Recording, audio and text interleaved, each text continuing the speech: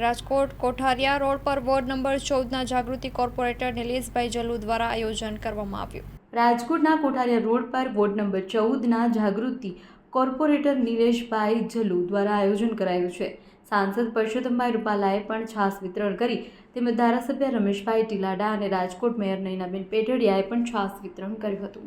અહેવાલમાં news Sandeep Chavda, Rajkot. Ward number 14 ની અંદર अलग अलग जग्यानी अंदर वोट नंबर 14 में Bhaktinagar circle, Gundawadi police station, Sorathiyawadi circle अने सरदार वल्लभभाई पटेल स्विमिंग पूल नी बाजू में अलग अलग विस्तारनी अंदर उनाळानी अंदर गर्मी में छास वितरण केन्द्र निलेशभाई जलु अने तेनी आखी समग्र वोर्ड नी टीम द्वारा करवामां आवी रह्युं छे। एमां महिला मोर्चानी बहनों पण सेवा आपी रही छे।